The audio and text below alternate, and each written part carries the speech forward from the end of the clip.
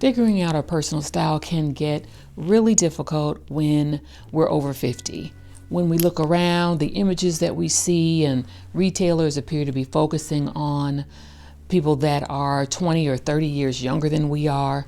We're also trying to figure out how to style the bodies that we have now, which can often be quite different from the bodies we remember. And then also we're at this period of transition, many of us, where we're changing in terms of professionally, our families, and also personally. So trying to navigate all of that and figure out what our style is can definitely be confusing. So in today's video, I have 5 tips to share that can help us make better style decisions, and also 3 things that we might want to reconsider. So if that sounds like something you'd be interested in, just keep watching.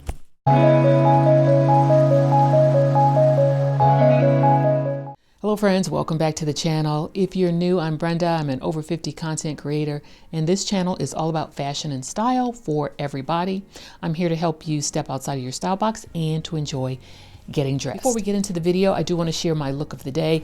It is very simple, 3 pieces, a vintage t-shirt, pair of dark wash barrel jeans, and a blazer. This is actually one of my go-to outfit formulas, which I'll talk about a little bit later in the video, but I really wanted to keep things simple and comfortable. I didn't want to get distracted in making the video. I have a few accessories, and that's really it. The first tip is to dress for our real life now, not necessarily a fantasy or an imagined version of it. That doesn't mean that we're going to dress down or be basic or boring, but we really want to think about what do we do on a day-to-day basis, and that can be a lot of different things, especially for those of us that are in this age bracket. Are we moving out of the workforce? Are we traveling more? Are we exercising more? All of those things are activities and events that we're getting dressed for. One of the traps that we can fall into is buying something because we think it would be great for an imaginary event. And by that, I mean, we can see something and say, oh, wow, this would be great to wear to a wedding. But we don't have any weddings to go to. So rather than think about it in those terms, think about it in terms of, can I wear this next week? Next tip is to repeat what works. I think we are finally beyond the point where we're listening to those that say we can only wear an outfit once. Outfit repeating is definitely something that we're hearing more and more about. And oftentimes we can take an outfit that we really like, swap out some pieces or change up the accessories and create a new look. Or I would even suggest that if we find an outfit that we really like, why can't we just wear it exactly as it is multiple times? Oftentimes I have worn an outfit to church and then turned right around and wore it to the office that same week. It was one less outfit for me to think about. Then getting back to outfit formulas, if you don't have an outfit formula, one of your go-to combinations that you know works for you, I would strongly suggest that you think about it. It will really help when it comes to making decisions, and whether that's getting dressed or what to buy. Like I mentioned, for the look of the day, this is one of my go-tos: jeans, a blazer, and a t-shirt. It could be a graphic tee, a plain tee. It could be dark denim barrel jeans or wide leg.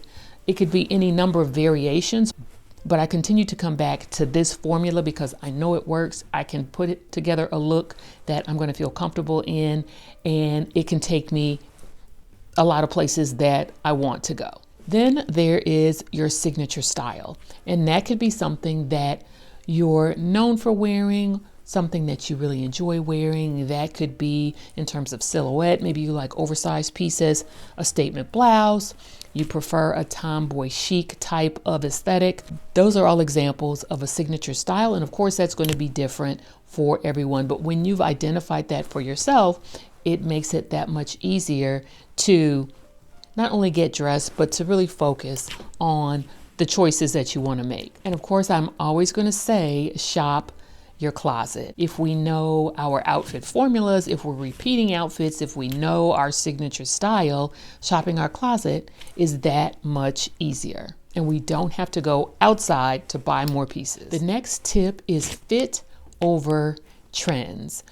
Having a good fit can make you look much more, I don't like to use the word expensive, make you look more polished, more put together if you have pieces that fit you well. If you don't have a good tailor, I would suggest asking someone that you know or trying out your local dry cleaners until you find someone that can make pieces fit you in a way that they look custom made.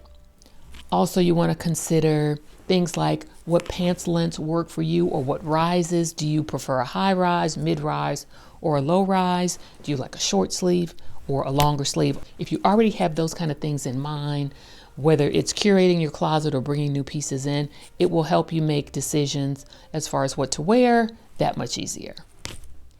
Next is to invest in versatile pieces. I know a lot of times you'll hear people say invest in classics, but what is a classic for one person doesn't necessarily apply to the next. So for me, a blazer, trousers, a button down, those are classics for me, but they might not be for you. So whatever your go-to pieces are, versatile pieces you can wear for multiple occasions and in multiple outfits. So those are the pieces that we want to invest in because we're going to wear them for a much longer term. Next tip is to edit regularly.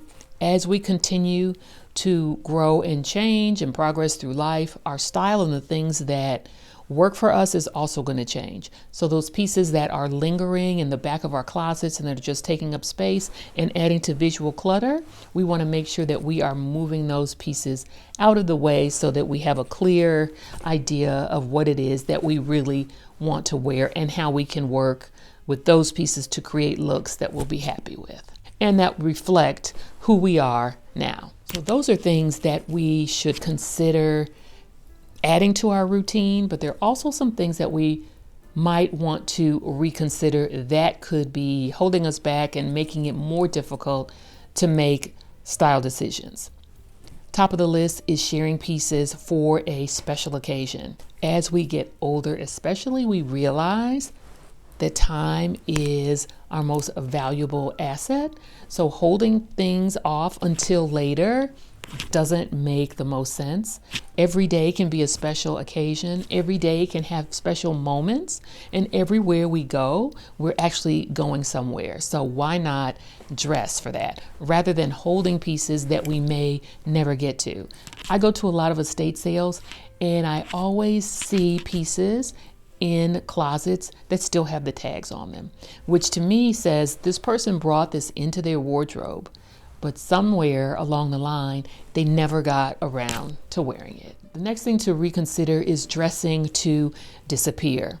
As we get older, especially as women, society as a whole tends to make us feel invisible. We certainly don't want to add to that by dressing in a way to fade into the background. And something that really irks me is when influencers, especially in my age bracket, are actually encouraging women to not stand out, to get rid of color in prints and just wear neutrals so that they don't draw any attention to us. And I completely disagree with that. We are not just waiting to fade away. We have a lot more life to live, and why not live it in a vibrant, exciting, and colorful way? The third thing for us to reconsider is chasing trends in order to feel relevant. Our personal style is personal to us, and that means more than what other people think or what their opinions are. What we're focusing on is our own personal style, how we want to express ourselves on a day-to-day basis. Certainly it's okay to have fun with trends. I enjoy trends as much as the next person, but we don't want to feel obligated to try to follow and keep up with each and every one of them. If you want to try them and you think they'll be fun, absolutely do that. But don't feel like you have to just because the so-called experts say so. One thing I can say about being at this point in life when it comes to style, it's definitely not about doing what everyone else is doing. It's about what I want to do for myself.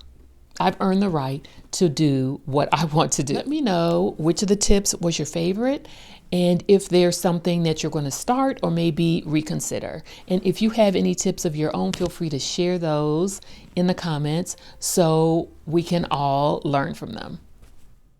So that's what I have. If you enjoyed the video, please consider subscribing to the channel and signing up for notifications so you don't miss anything. Also, I'd really appreciate it if you would like, share, and save this video. It will really help it get out to more people.